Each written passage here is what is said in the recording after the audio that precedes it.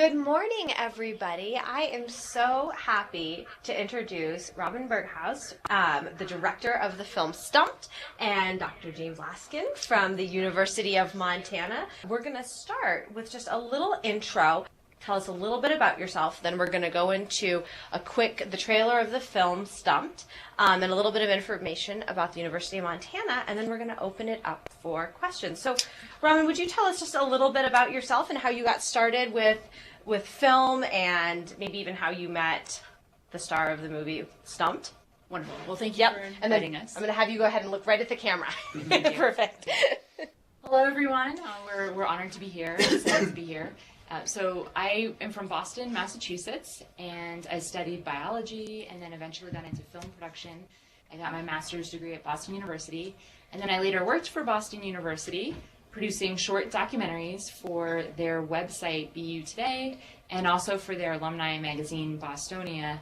And I created these shorts about all different kinds of topics, and so oftentimes people from the community would contact me with story pitches, and that's how I found out about Will. And the idea was that I'd create a story about Will for the BU community to let them know what happens.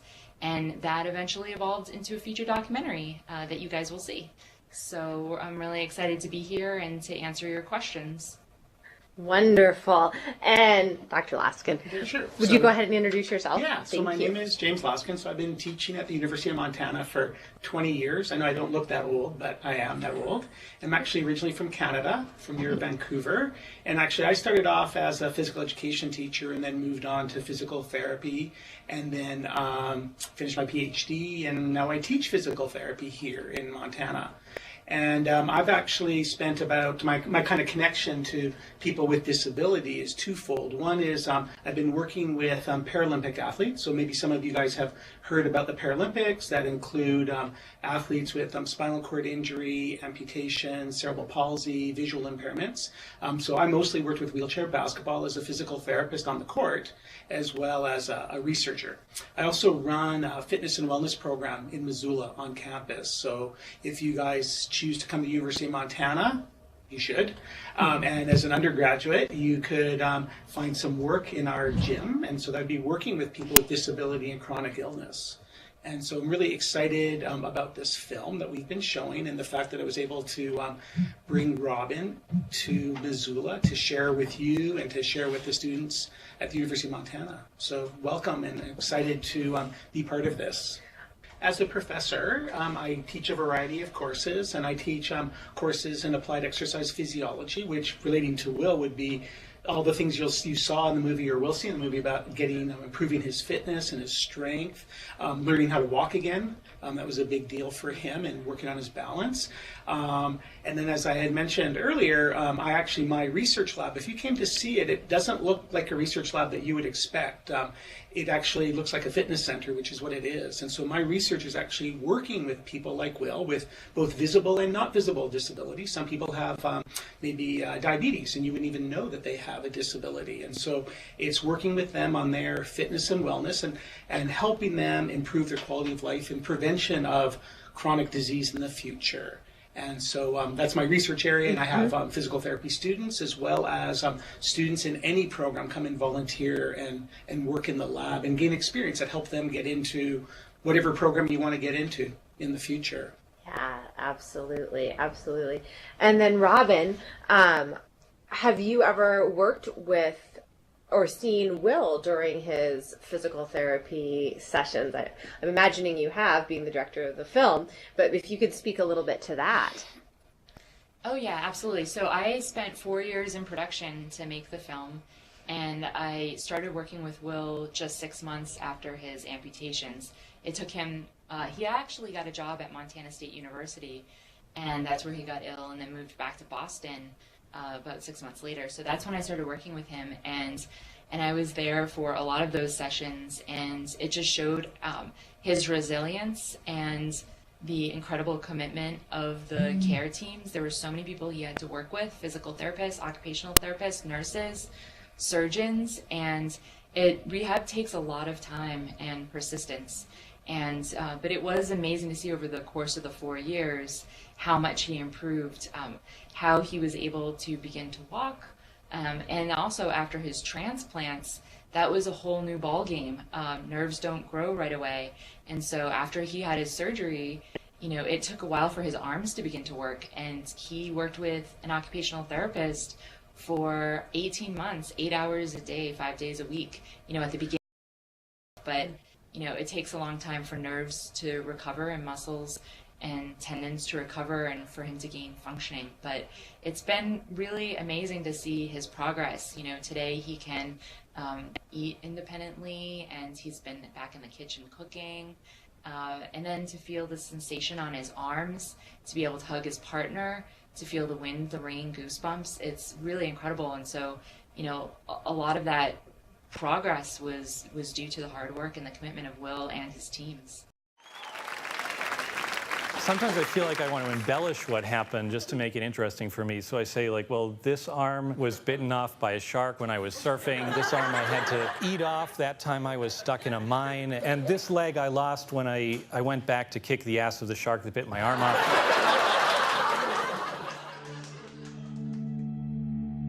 The doctor said, we really don't know what's going on with you, but it sounds like an infection. I had no inkling that anything really tragic was about to happen. When I woke up, I just said, I want to live, I want to live, I want to live, I want to live. I guess I was his boyfriend, and then after he got sick, I was his partner. I moved in with him because he would have nobody else to help him. Doctors have done their first successful double hand transplant on a 65-year-old Revere man. Unbelievable, back and forth to the pool.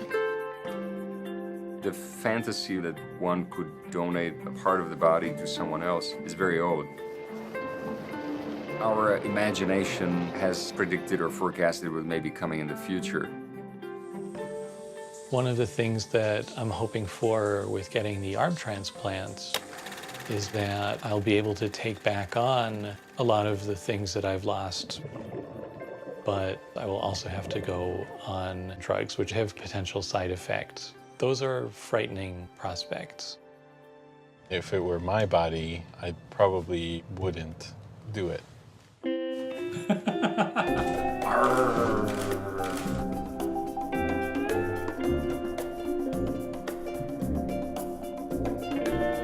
are risks involved in any type of surgery or potentially death. Is there anything that I can answer for you? Where do I sign? Okay.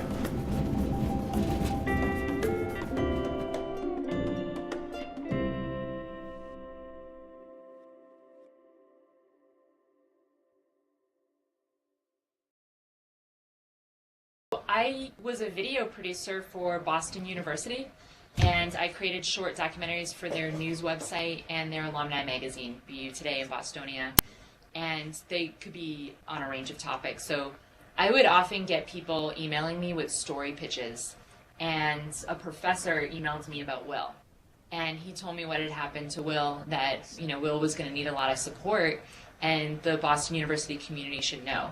So I just started working on it as a news story, and I had no plan to make a documentary. But then as I was getting ready to move, I was getting ready to move from Boston to Texas, which is where I live now. And I really thought I loved working with Will, and I was very inspired by what I was seeing with his resilience and the way that he was dealing with trauma in such a positive way, and the commitment of the care teams and his family and his partner. So I approached them, asked them if they would be interested in working on a short documentary, and they were. And so we got that out. It was a 10-minute short that played at a number of film festivals in the US and internationally. We won like 10 awards. And then I thought it was going to stop there. But then Will was approved for arm transplants. And this is a very rare procedure. It's experimental. Not many people have undergone it. And so that fascinated me. And I also wanted to see how it was going to unfold for Will, because I thought he had the potential to gain back independence. I knew it would be a really personal story, and the science was fascinating. So with the hospital's permission and with, again, everyone else on board, we continued to film the story. So that took 4 years to film his life in a year. Since then, we've screened it at film festivals all around the world. The features won awards, and it's been great. We screened it in Boston for opening night at the Independent Film Festival Boston, which is their biggest festival, and that was an honor. But it was also great because we got all of this press in Boston, and Will actually met his donor family through that. So he's been able to meet them, and it meant so much to the family whose son passed away to meet Will and to see their loved one live on and to make a difference after death. So that was pretty incredible. We've really enjoyed sharing it with different communities, and again, thank you for inviting us to share it with your classroom. Yeah, thank you.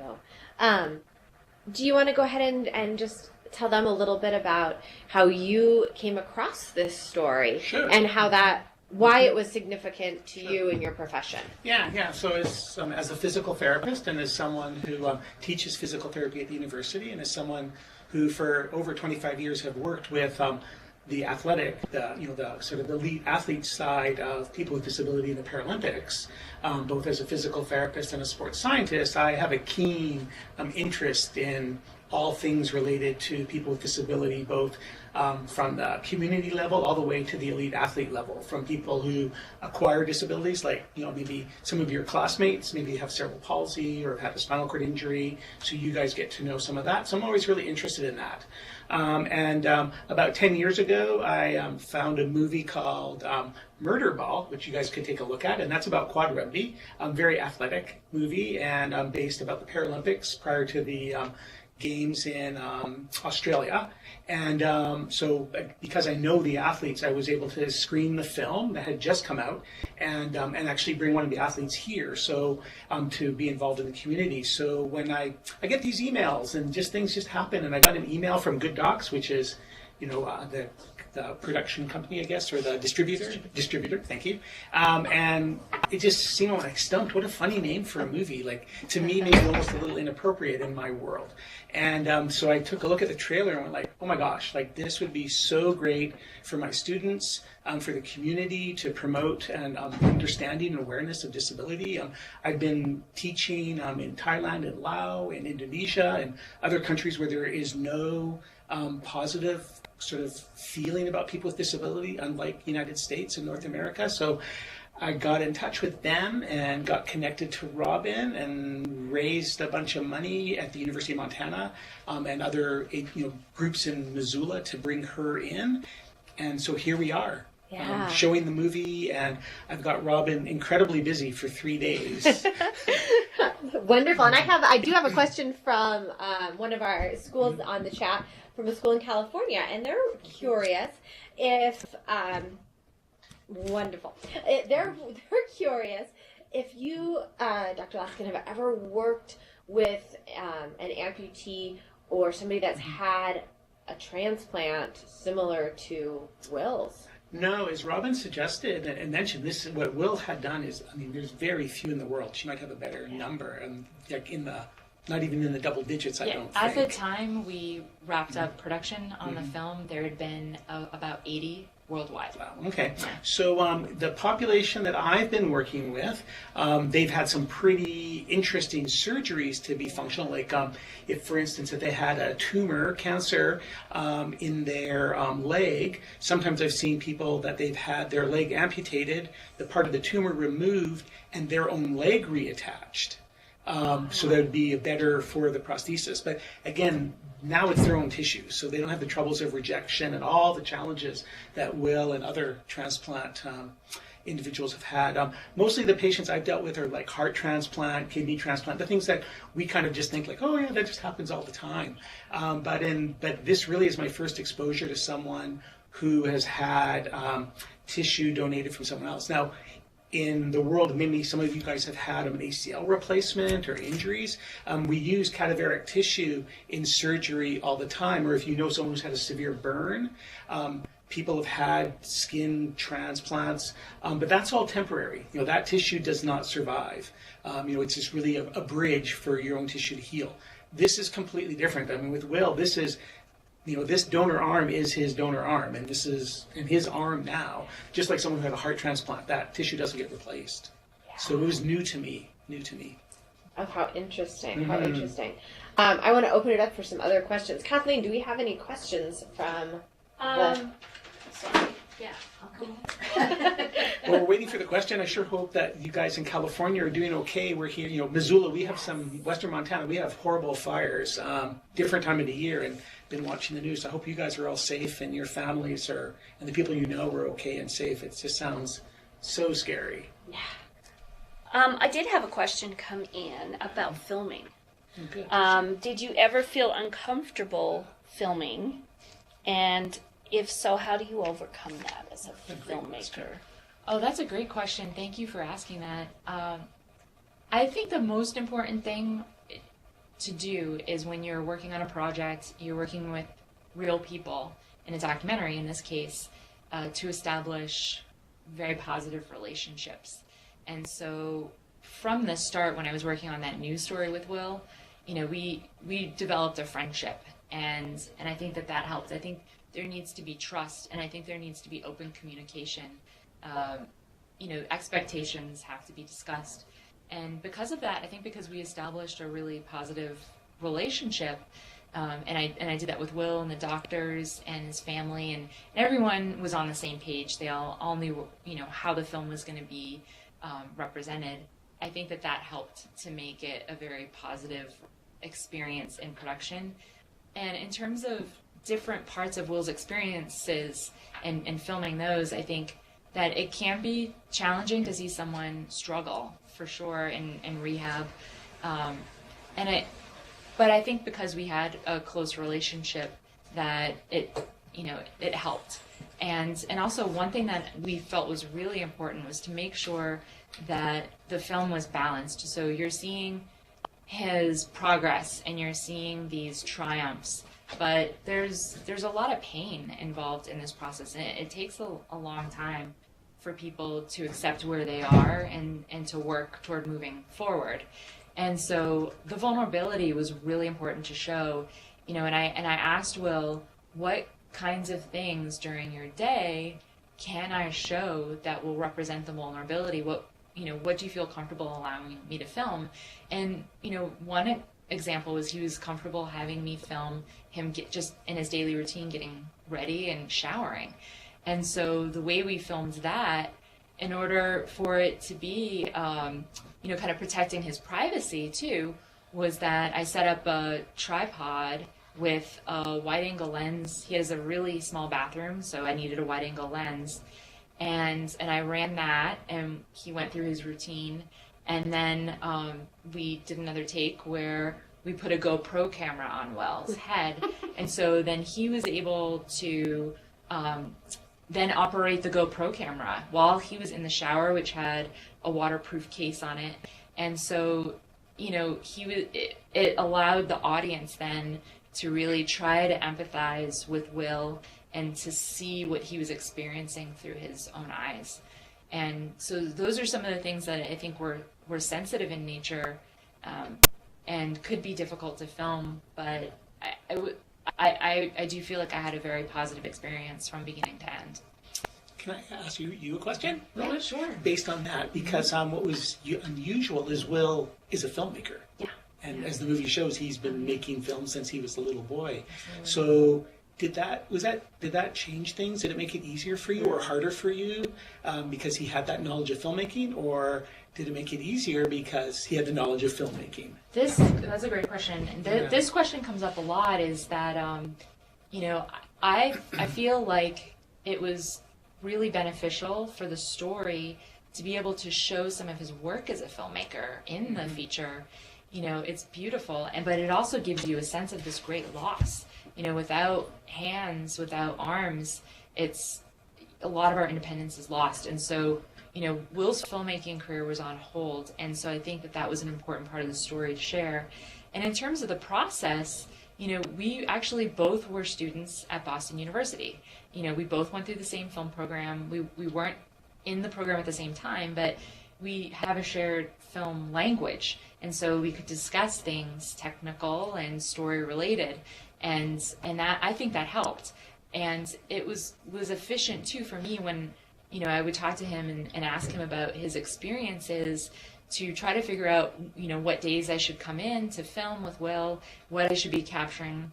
It was great that as a filmmaker we could have these conversations that I felt were efficient, and you know, he also had an idea about what would be cinematic. So some examples I like to give are, you know, in talking with him about his physical therapy, well, you know, why don't you come in because I'm gonna try to make brownies one day, and I thought that would be really beautiful to film because it's process oriented, and it would, you know, there's some action there, and also, you know, just like the adaptive sports program was on the Charles River, which is gorgeous, and so, you know, visually it added to the film. So I think by having those kinds of conversations, it was positive. Cool.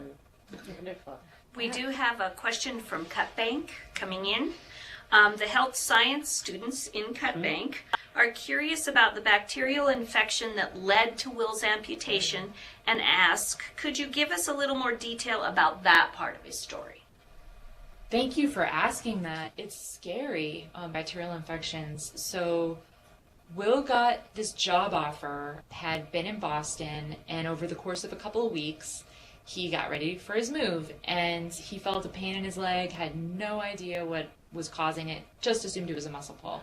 He had been lifting heavy boxes, so got to Bozeman, you know, started his job, worked for a couple of days, loved it, but the pain in his leg got so bad that he had to go to the hospital and get it checked out. And it was at the hospital that the doctors told Will that they didn't think it was a muscle pull. It sounded like it was an infection.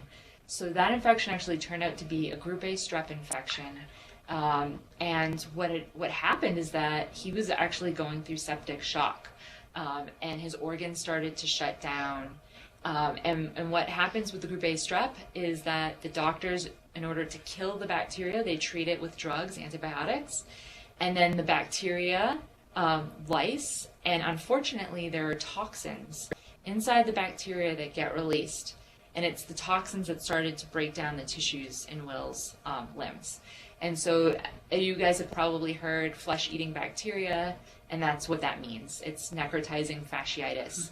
And so, so that was the cause of his limbs deteriorating, and eventually the doctors had to amputate them to save his life. Yeah. And as a physical therapist with necrotizing fasciitis, I've treated a bunch of it in my career, because one area of physical therapy is wound care. So I've worked with people who have lost parts of limbs. I've worked with people who, because it's fascia, that they've come in and they've lost all the skin on their arm, but actually the muscles are okay. So one thing to know, though, and not to scare anyone, is that bacteria is around all the time. And like, one patient I saw, she just happened to step on a nail, like many of us do. And young, healthy woman in northern Alberta, I was in Canada at the time, and within a few days, she was septic shock. So it's one of these fluke things that we really don't understand, like, why Will? How did that happen? Like, it's not some bizarre bacteria that we were never exposed to. And so this does happen, and it can be, catastrophic. Not always. There's many people who get necrotizing fasciitis and maybe don't lose any body parts, or they just get very ill. Some people, like many people like Will, don't survive, and so the fact that he survived is amazing, just amazing. A follow-up to that is, are you ever afraid that when you work with patients like that you're going to contract that? No, actually, as a healthcare worker, physical therapist, we're often more concerned about us transferring infection to people, our patients, whether they're older patients or immunocompromised. So no, when I've done it, that's an interesting question. I never did think about that because I've worked with some pretty awful situations. I'm more concerned maybe about maybe tuberculosis, for instance, something like that. Is probably one of the more likely things that as a healthcare worker I might contract. Certainly be very careful with pokes and sticks and cuts. But no, with someone like Will, the patients that I've had, just being gloved and gowned and masked, washing your hands is all you need to do. So no, I've never been afraid of that. Never, and the risk is really not there. I mean, it would be an unrealistic and unfounded fear that I could get sick by working with someone like Will when he was even at his worst. I was very safe. The bigger issue would be me adding to his infection, so coughing, having, not taking my flu shot, and he was so immunocompromised, and especially now that he's on these drugs, I'm a much greater risk than he is to me. Good questions, really good questions, guys. I can fill in too. We were talking a little bit about the transplants, and the immune system, and so. With all transplants, whether it be an internal organ like a kidney or a heart a patient gets, or these arms, in order to suppress the immune system, Will is taking immunosuppressant drugs, and he has to be on them for the rest of his life. And so that does have some issues, and that was a big concern about whether or not, when he was thinking about, do I try to pursue these arm transplants, was what sort of consequences might they have for his health. And so they can, because they suppress the immune system so that the immune system won't target his arms, they can also have health risks, like he might, he's at a risk of developing cancers, diabetes, heart disease, increased risk of infection. So one thing that he does is, it can affect his daily life, where if a friend calls and has kids and they want to come over to visit Will, he'll check in to see, have your kids been sick recently, and that's something that he has to deal with. And with the cancers, I know it's really important that he's using sunscreen. I was just wondering, how long the process would take entirely. Okay, so you're talking about from when he had his amputations to the point where he got the transplants and recovered, correct? Yeah. Okay. Yeah, so Will, he went to Bozeman to teach at MSU, and what had happened was he felt a pain in his leg that he thought was a muscle pull. It turned out it was a group A strep bacterial infection. And that bacterial infection is what caused his amputations, because once the doctors treated him with drugs, the antibiotics, the bacteria released toxins, which is what degraded his tissues, and he had to have the amputations. So he was actually in the hospital for about 6 months before he was healthy enough to go back to Boston, because his family is in Boston and he needed a support system. And so I met him 6 months after he received his amputations, and he wasn't expecting to be a candidate for arm transplant surgery, but it just so happened that in Boston, there's this really famous team of surgeons. They do face transplants and arm transplants. It's an experimental program, and one of his doctors connected him with that program. So what happened is he got connected with them, and they needed to make sure he understood all the risks involved, because when you get arm transplants, it's like getting an organ. When you get an organ, an internal organ for transplants, you have to take drugs that suppress your immune system, so your body won't attack that and try to kill it off. But there are a lot of health risks associated with those. So it took about a year for him to get approved after that initial consultation, where they wanted to make sure he understood the risks, he was healthy enough to go through the surgery, and that he had a support system. And then once he was listed, he was put on the national transplant waiting list. And so you can never predict when a donor will be matched, because in Will's case, someone had to die in order for him to get arm transplants. And so that's unpredictable. And there are a whole bunch of biological things that have to match up, like the donor and Will had to have the same blood type, and they had to be, in his case, the same gender and the same skin tone to match. And so once he was listed, it took about 6 months for him to then be connected with a donor. He had the surgery. The surgery itself took 9 hours. They had 35 people on the surgical team, 2 teams to do the transplants, 1 on each side. And the surgeons went in individually and connected the donor's bones to Will's bones and all the individual structures, the tendons, the nerves, the muscles. It took 9 hours.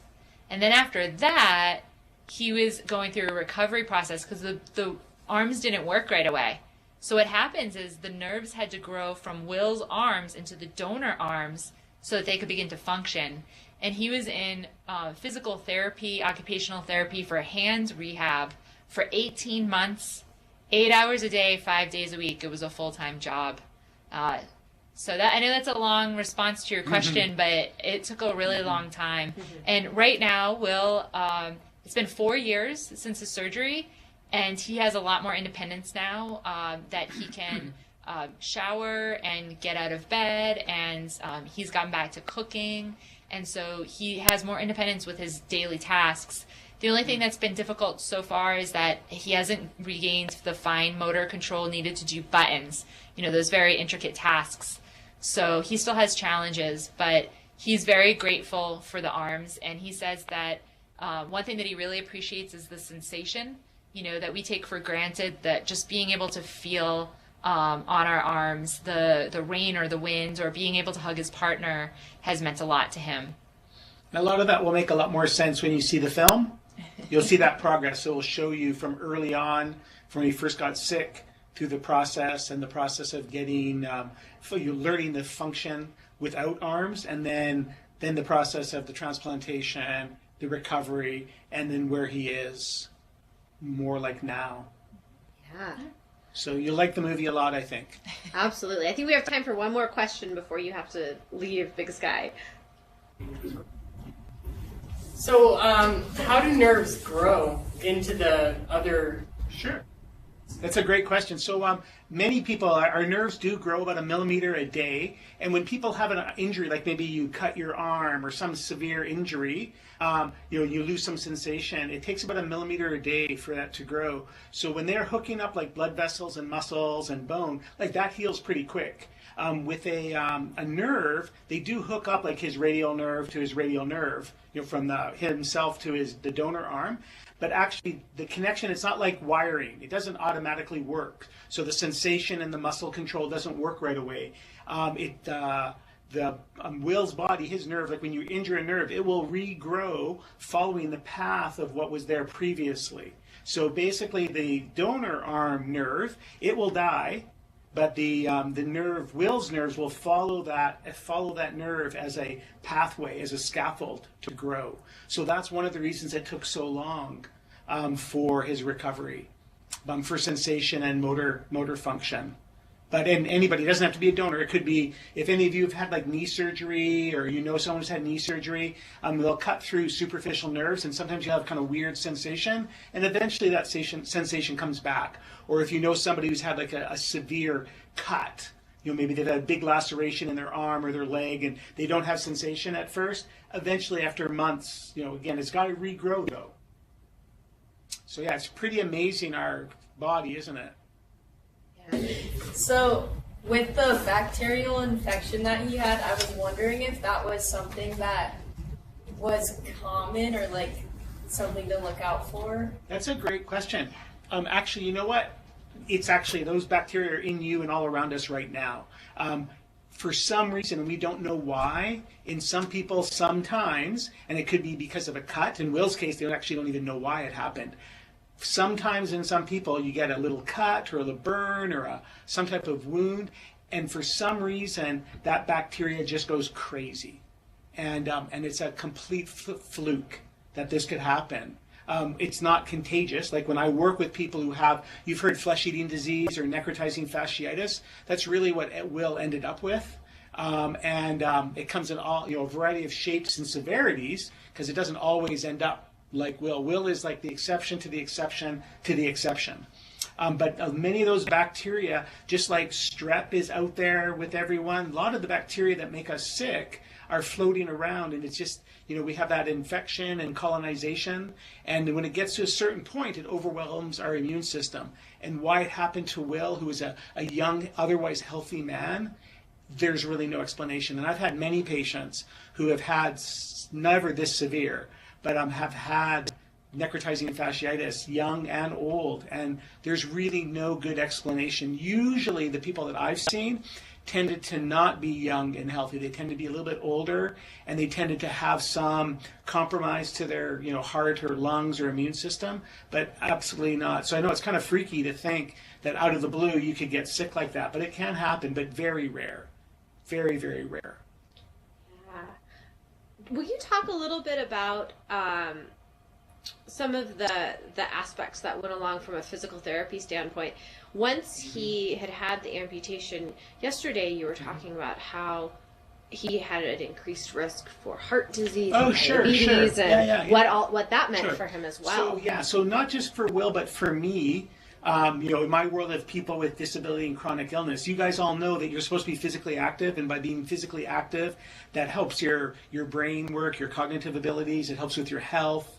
It helps with your not to get ill. As you get older, you guys are young, but think of your parents and grandparents. As they become more sedentary, we become more risk for heart disease, stroke, and diabetes. When you're someone who has a disability, so think of somebody at Big Sky right now. I know there's kids with, who are wheelchair user, who are ill, they're at higher risk, so they're less active. And so we see that people like Will or anyone with a disability or chronic illness, my research and my work is to try and get those people active. We spend a lot of time trying to keep you and your teachers active, but my world is the people who already have spina bifida or cerebral palsy or a spinal cord injury or an amputation. So I try to keep them active so that on top of whatever challenges they have, they don't end up getting diabetes and heart disease and stroke. With Will, it's twofold. He is a gentleman with a disability who is limited in his activity, but then as Robin said, he's on immunosuppressive drugs, and that increases his risk for heart disease, stroke, diabetes, and cancer.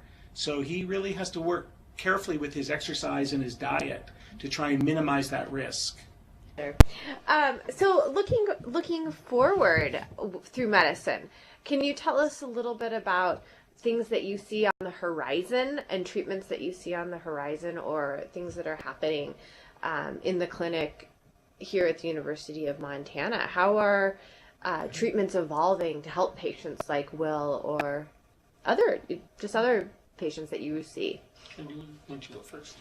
Actually, I'd love to learn about Yeah. I think your students would Sure. So this area, is not, again, at this university we're training physical therapists to be generalists so that they can cover all areas.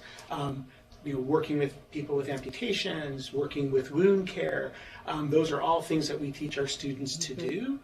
In the research area, there's no one really specifically working in terms of sort of treating someone like Will. I think what would come closest is my work with the fact that Will has a disability. He's at greater risk, separate from the immunosuppression and all that, but anyone with a disability who has decreased physical activity is at greater risk for heart disease, stroke, diabetes, all those sort of diseases and conditions related to a sedentary lifestyle. And so that's my real area, is trying to look at ways to get people, like all of you should be exercising your 30 to 60 minutes of moderate, vigorous exercise every day. But to try and look at, with challenging populations like Will, he, even prior to his surgeries, he was very limited in the muscle mass and what he could do. As soon as he started to walk, that really increased the opportunity to look at not just improving his gait, but actually how could I use that to enhance his physical activity program and things that physical activity, like for you as students, that helps with your cognitive ability. So staying up all night studying for an exam versus maybe getting a good sleep and going for a walk. I can tell you what the research says, you'll do better on your test with the walk and a good sleep than cramming. In terms of depression, it's really important. So my work is really involved with, regardless of why a person has a disability or chronic illness, looking at the benefits of physical activity and that area. In terms of the future, as you heard in the movie, Will was thinking and considering about leg transplants. So that's, so there's, and they talked about the fact in the United States we have so many veterans who've had, catastrophic injuries, not from bacteria, but from war. And so, like, how can maybe we think about that? Also, probably the biggest issue, and again, this is not my world, this would be more in the pharmacy, is looking at other ways about immunosuppression and better ways to match tissue so you can use fewer drugs. It's so difficult. Will has gone from one place where he lost all 4 limbs to now go through all this rehabilitation with getting 2 arms. But now on top of that, he has these drugs, and the consequences of that are significant, and it requires a really special person, as he talked about or I think the physician talked about in the movie, about it's not just for anyone, it's not just their health, it's like, what is their family support, what is their willingness to continue.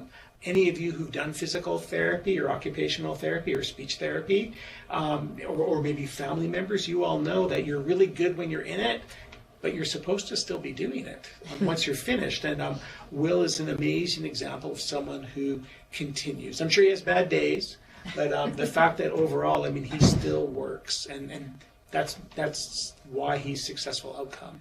And I could just add to that, that as James said, at the end of the film, there is this mention. Will's interviewed on NPR, and the host asks, about legs, would he consider having leg transplants? And he actually has gone through all the testing. And so that protocol has been approved to be performed at the Brigham and Women's Hospital, where he received his arm transplants.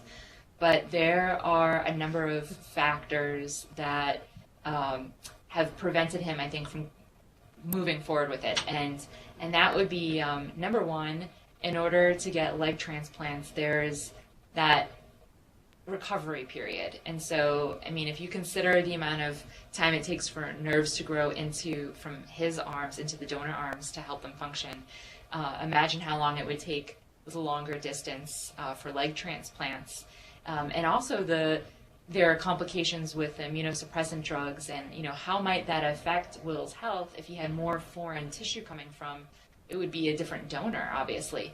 So that's a factor. And Will also, he's come to realize recently that he has had troubles with his hips. The bones have deteriorated a little bit, and that was due to his original infection. So doctors have actually asked Will not to be upright and walk around a lot, because it's putting a lot of pressure on his hips, and one day he might have to have a hip replacement. So there are so many different factors that are involved and kind of complicated. So I think at the moment he probably won't pursue it, but it's still tantalizing, the idea of being restored and having humans walk around. So that's certainly something that the hospital is considering, and other transplant programs around the world have considered.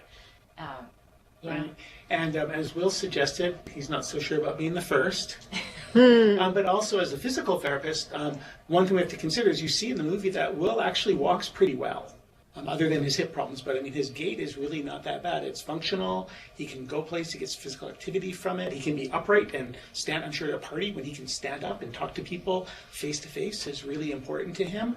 And with this being brand new, we really don't know would work. And of course it might look more natural, but actually he might actually be walking better. And so that's one consideration. He did mention about having the arm transplants. Like, you saw that he had a prosthesis, and many people do very well with a prosthesis. And so, what has he given up to have arms versus the prosthesis? And the prosthesis are getting better and better, but it's still not human. And so the moral and ethical and personal decisions are, it's never ending. Like, there's the healthcare field, there's the legal field, there's so much to think about. And the of this is just fascinating. Lots of careers for you to go into. I know, and I'm just curious, as a question for our students, what would you do? Yeah. What would you do if you were faced with that? Do we have any questions from our... I think we have a good capping kind of question. Oh, a good capping question, yes, because I was already... We're getting there already. Wow, this went fast. I know. It's fascinating. I think a good capping question is, what's the most favorite part and the least favorite part of each of your jobs? Yeah, Okay. Interesting. Go first. Okay. The reason why I love filmmaking is because it allows me to learn about different things that are going on in the world, and I have the opportunity to meet people and engage and travel, and I'm curious. I'm a curious person by nature, so it's just really rewarding in so many different ways. I love the creative aspect as well of telling a story. And in terms of the challenges, I can say specifically with this project and documentaries, you just never know how they're going to unfold because it's real life. So that can be a cause of stress at times where, for example, with STUMPED, we had no idea if Will would actually be matched with a donor. We could still be, he had his arm transplants 4 years ago, but he might still be waiting, on a wait list because like all people who are on a list for transplants, the time is totally unpredictable and some people never get matched. So it's factors like that that can cause a little bit of stress in one's job, but I think it also keeps it exciting. Mm-hmm. And for me, there's really two parts of me. There's the university professor and the physical therapist. So as a university professor, of course, the joy is the teaching, the connection, like you saw in the video. I love the teaching. I do a lot of international work and just had a Fulbright and spent a year in Thailand and Laos. And it's incredible, working with other students, working in other countries, seeing my own students become physical therapists. And I've been doing this for 24 years and seeing how successful they are. It's wonderful. The hard part is it's a lot of work. It's exhausting, and the administration. There's parts of my job that I'm sure the teachers understand. All the politics and the administration is probably less fun. As a physical therapist, I've worked in a variety of different areas for the last 30 years. I've been a PT, and the joy is always seeing people be successful. And sometimes, be aware that the success could be someone who is able to be independent, maybe in bed mobility, or able to get to the washroom. It doesn't mean that they're going back to play football. So sometimes the rewards are what we would think as able-bodied individuals, quite small. But I always say, my example to my students is that if we help, like maybe your grandmother, be able to transfer in and out of the car with no help, versus maybe needing a lot of help from two people, we've just changed her life because now it's more likely that you'll get her out and go do things. Mm-hmm. The hard part is, of course, the times when it's not successful, people in pain. We're all empathetic people, and you can't help but not see that. I'm sure Robin, seeing Will through some really difficult times, and maybe through those 4 years, and even now, I know they're very close friends. I watched them interact yesterday. That those hardships got to be really tough. Really, really tough. And so seeing, families broken apart, seeing, the really hard, difficult parts, it's not just having my patients die. There's other parts of it.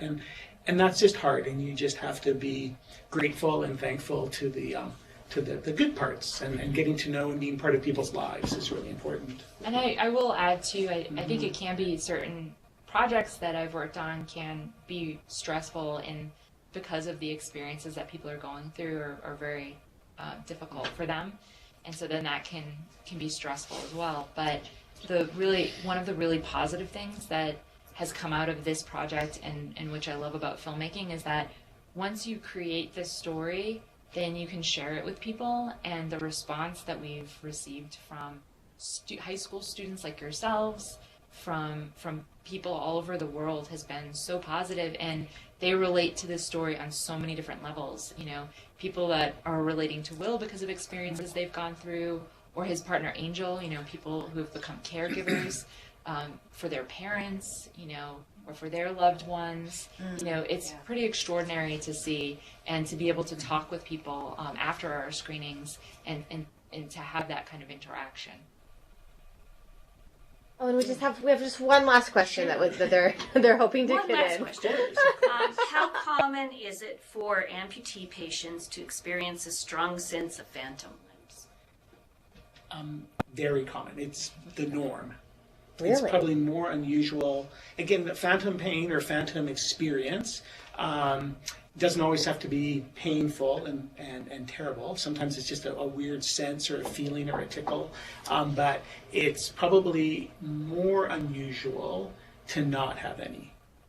The way our body is and the nerves. I mean, the nerve doesn't know that the arm or the leg or the finger isn't there anymore. And it's this connect, because remember, it's all perception in your brain. So if that nerve gets triggered, then your brain is going to process that stimulus, and that stimulus can be processed as pain or touch. It can be, a good example that you guys might feel is, say that you've gone skiing for the day, especially the first day of the season, or if you've gone to the amusement park and you've done a whole bunch of roller coasters, and then you're lying in bed and you have that sense of movement. This is not the best example, but that's kind of, not a terrible feeling. But so I would say my experience has been with my patients is that it's most common. Now, do you want to share how Will describes what he had pre and post surgery? Because this is fascinating. Yeah, I mean, what Will said is that it wasn't very painful for him, but he still occasionally would feel more like a sensation. So it wasn't an intense pain like some patients experience. But so that was prior to his transplants, after his amputations. But then he said after his arm transplants, he felt like everything kind of immediately mapped back onto now these donor arms. And so it's pretty amazing how the brain and the body work together. One thing you could do just to get a feel for how our brain works is if you take someone's hand and you put your finger on top of their finger, I hope you guys can see this, and if I close my eyes and I touch like this, it's very weird because I can feel my finger touching my finger. I feel that. But when I'm touching Robin's finger on the bottom, it feels really weird. So you should try that. Like, it's just this sensation, especially if you're not aware. Like, you're touching something, and if you really think about what am I feeling, you're feeling this finger, and I'm feeling both of these fingers, but I'm not feeling her finger. And so the brain is incredible, and and then if you give it a moment, then it feels normal. So there's lots of ways that we can play. So, come to UM and do some neuroscience and learn all these experiments. Yeah. Awesome. Well, thank you so much for being here. And UM has a short video that they would like us to play. And certainly encourage you to, as you're thinking about colleges, again, the University of Montana, I think is, obviously, I'm biased. But if you ever come to Missoula, now that we have I don't know who you are, but you know who I am, please feel free to get in touch. I'd love to show you the lab or connect you to whatever program you're interested in. So I'd be happy to be a resource. Watching a student's eyes light up, like, I get it. Oh my gosh, that makes so much sense. And I never get tired of that, whether it's in the classroom or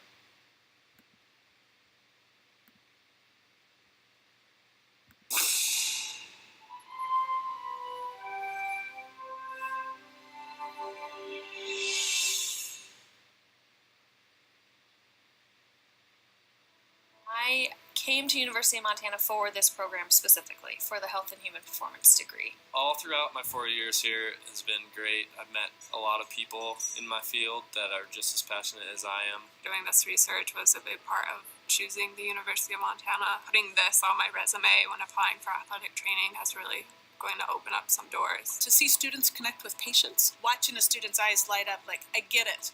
Oh my gosh, that makes so much sense. And I never get tired of that, whether it's in the classroom or here. It's very gratifying. And all the CIs, all the clinical instructors here, we have that same kind of energy. What is real cutting edge about our research center is we're not afraid to go into any field environment and take what we've learned in the lab and try to transition that into the field. Being a doer in a place like Montana, there's the perfect geography. Right in our back door is a field research playground. We do our rotations. They're called the APPE, the Advanced Pharmacy Practice Experience. That's where we go out for either 4 or 8 weeks, do a bunch of different pharmacy-related tasks. And right now I'm currently at St. Pat's doing my nutrition rotation. That's one of the greatest things about medicine, and I mean really any science, is that it's ever expanding. So there's always room to improve. You've never reached your limit. The things that you learn in the classroom, you get to apply, and you get to see people get back up on their feet, and it's cool to use what you learn to help them do that. Not everyone needs our help, but we're there in case they do. There to help them be more physically active, and for people who can't just go to the gym, we're there for them. We've got SimMan here. SimMan stands for Simulated Mannequin. He is pretty versatile as far as what we can do. If you feel for a pulse, it knows it. If you try and take a blood pressure, it knows it. If you give it CPR, it knows it. If you give it a certain drug, it keeps track of it. Obviously a very nice tool for students to be able to practice on and use and feel like they can actually try to do these things that they may very well be doing when they're working. We've had the scenarios go and the SimMan does expire, and the students feel pretty bad. It's kind of like, wow, that could have been a real person. We try to help people return to their activities of daily living and their function in life. And we work on things like painful motion, restricted joint movements, areas of weakness, recovery after injury or with disease, to make sure that people are as functional and independent as possible in their life. I've got to do screening with the dancers, quick screens to get hands-on experience working with athletes. I've also done an independent study working with a patient with a spinal cord injury and retraining her with her gait. It's probably one of the most rewarding professions that you could be in. If you see an athlete or a patient at their low, they've just been injured, they're vulnerable, they're upset they're not with their team, you get to be the first person to help care for them, and then you get to be with them every day through the entire process to get them back on the field and back performing to where they once were. For our students to see that very early on and be a part of it, and to be a part of something big, especially if your team's successful, is a pretty special feeling. I knew I wanted to go back to school and work in the health field, and I had a passion for that, passion to help people. I thought it would just be very hit in the books, which is very important, and that is a big part of it. I've got to be active in the community, and so not only using our education, but being an advocate for the field of pharmacy, and I feel like that has been a really amazing thing that I've taken away from it. Just interacting with everybody, getting to know their stories, and then actually helping them get stronger and up back on their feet. I think the most important resource of any program is its people that are new, and the people that have been here over 20 years. So really, there's a lot of energy, desire to improve our students' learning experience, and our students are outstanding. If you said, what's the best part of the physical therapy program, it would be our students.